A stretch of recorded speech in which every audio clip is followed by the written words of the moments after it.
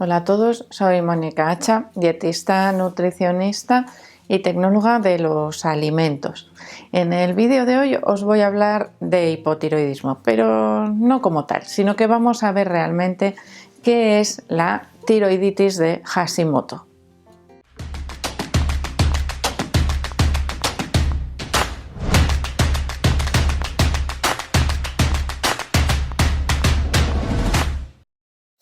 Generalmente se asocia la tiroiditis de Hashimoto con el hipotiroidismo porque es algo que, vamos a decir, que si lo dejamos pasar, llegamos a un cuadro de hipotiroidismo. Y ahora me explico, que no sé si así se ha entendido muy bien. La tiroiditis de Hashimoto es una enfermedad autoinmune en la que las propias células de nuestro sistema inmunitario atacan y destruyen las células de la glándula tiroides. La glándula tiroides, os recuerdo, porque creo que ya hemos hablado varias veces de ella, es una pequeñita glándula que se encuentra por esta zona, en la base del cuello, que tiene forma como de mariposa y que, por muy pequeña que sea, tiene una importancia extrema en nuestro cuerpo porque se encarga de regular gran parte del metabolismo. Por lo tanto, bueno, pues si falla esa glándula, ¿qué ocurre? Pues que el metabolismo se altera y empiezan a aparecer síntomas, a veces un poco difusos y otras veces un poco más evidentes. Cansancio, caída de pelo, tener frío a todas horas. Bueno, hay varios síntomas que son bastante característicos del hipotiroidismo. ¿Qué ocurre? Que la tiroiditis de Hashimoto no siempre cursa con hipotiroidismo clínico, es decir, con necesidad de sustitución de hormonas tiroideas. Podemos tener etapas, es algo que avanza poco a poco, despacito, etapas en las que no haya síntomas y que no notemos absolutamente nada, aunque algo está atacando ya a la tiroides, igual es en pequeñita cantidad y por eso no notamos nada.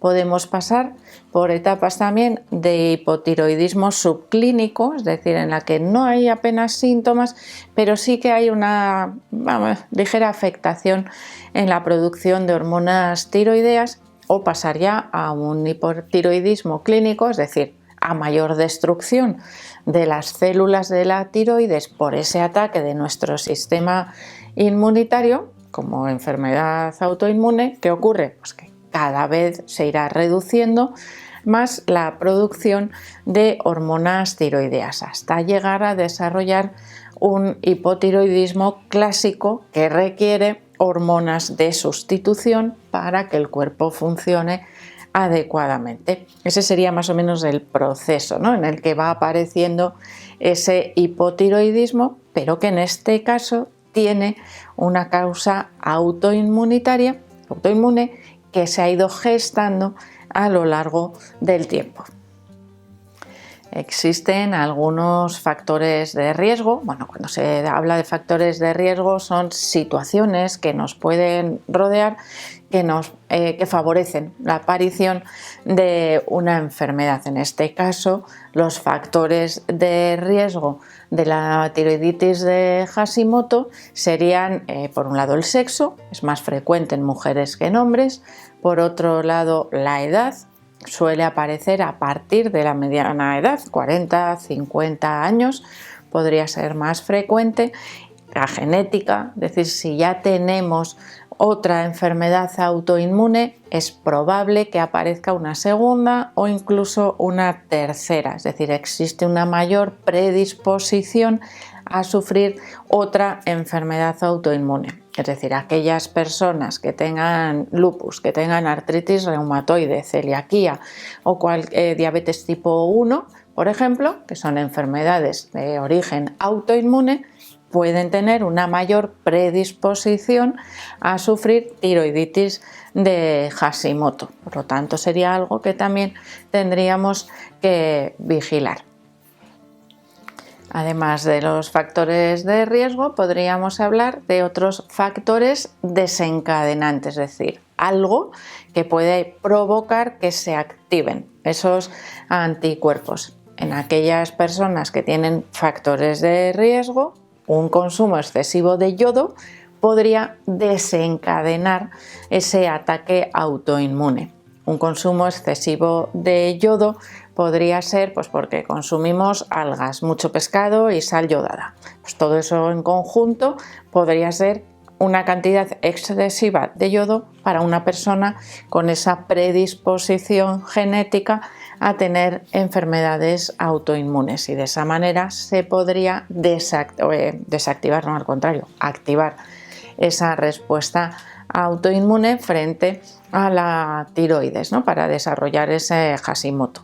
También un exceso de radiación podría activar o desencadenar virus, enfermedades también que puedan ser infecciosas, algún medicamento podría también desencadenar ese ataque, que como os digo, es paulatino, va despacito, y es importante que se detecte especialmente en aquellas personas que pueden acumular más factores de riesgo. Pues imaginaros, por ejemplo, una mujer que tiene 45 años y además tiene lupus o diabetes tipo 1. Pues sería una mujer en la que esos síntomas, ¿no?, de frío, dificultad para bajar de peso, somnolencia, pues podrían hacernos sospechar de que algo en la tiroides está fallando. ¿Qué hacemos entonces? Ir a las analíticas, que es las que nos van a decir qué está pasando. Cuando sospechamos o se sospecha de fallo tiroideo, se suele analizar la TSH, que es la hormona que da la orden de síntesis de las hormonas tiroideas, y la T4 o la T3 o ambas. Generalmente la T4 y T4 libre suelen ser más frecuentes, pues son más fáciles de medir. La T4 sería la forma inactiva de las hormonas tiroideas, que se tiene que transformar en T3 para ejercer su acción. ¿Vale? ¿Y esto por qué me importa? Pues porque a veces esa TSH y esa T4 pueden ser normales. Hemos hablado de que al principio no hay apenas afectación de la tiroides, después hipotiroidismo subclínico, hasta llegar a la fase final, que sería el hipotiroidismo, ¿vale? Pero entonces me quedo tan pancho. Pues no, si tengo factores de riesgo, tendré que vigilar también o analizar los posibles anticuerpos frente a la tiroides, que también se detectan en un análisis de sangre, y eso me puede poner sobre aviso ya de lo que realmente está ocurriendo y de la posibilidad de que exista una tiroiditis de Hashimoto.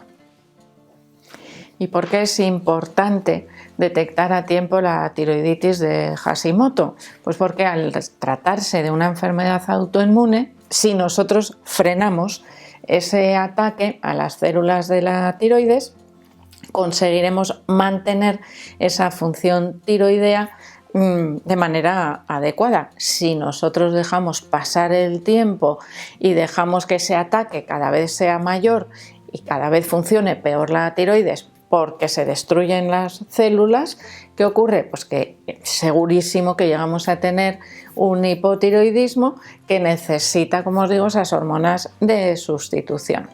Generalmente el tratamiento inicial de la tiroiditis de Hashimoto también suele ser añadir esas hormonas tiroideas, pero hay una etapa en la que podríamos tratar otras estrategias que traten de frenar ese avance de una enfermedad autoinmune, como en cualquier otra enfermedad autoinmune, que también lo podemos hacer. Esto me lo guardo para otro vídeo porque aquí ya me extendería demasiado. Simplemente quiero que conozcáis bien esta afección y que a veces no se realizan las pruebas necesarias. Todo se diagnostica como hipotiroidismo, pero antes de llegar a ese hipotiroidismo tenemos otros pasos que podemos avanzar para frenar ese desarrollo de la enfermedad. Entre ellos podríamos aplicar, por ejemplo, el protocolo autoinmune, que reduce ese estado de inflamación, esa actividad de los propios anticuerpos, o sea, del propio sistema inmunitario de nuestro cuerpo, y que nos va a ayudar a mejorar la sintomatología de cualquier enfermedad autoinmunitaria. Hemos visto que en estos pacientes muchas veces se junta más de una enfermedad autoinmune, por lo tanto reduciríamos esa sintomatología. Ojo, que no estoy diciendo que esas enfermedades autoinmunes se curen, porque cuando dejamos avanzar y producen daño en algún órgano, eso ya no se recupera. Lo que sí podemos es controlar y evitar que se siga produciendo ese ataque. En primer lugar, tendríamos que reducir también la cantidad de yodo de la dieta para evitar ese desencadenante. Revisar si pudiese haber algún otro desencadenante de ese ataque autoinmune en nuestro día a día, en nuestra vida diaria. Esto es una labor que podríamos decir totalmente personalizada.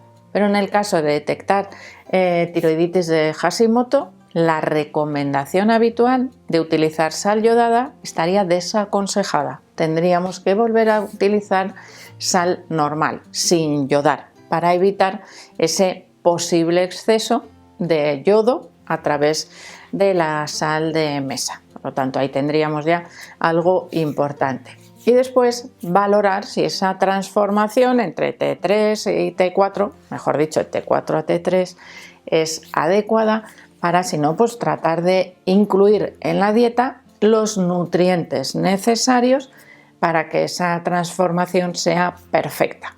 Entre ellos podríamos destacar el selenio, el zinc, el magnesio, es decir, minerales que a veces escasean un poquito en una dieta normal y que a veces, bueno, pues podríamos necesitar una pequeña suplementación. Así que hay muchos factores dietéticos a tener en cuenta para reducir o al menos ralentizar ese ataque que se produce a las propias células de la tiroides, algo muy importante si queremos evitar la aparición del hipotiroidismo clínico, es decir, que ya necesita hormonas de reemplazo para mejorar esa función tiroidea.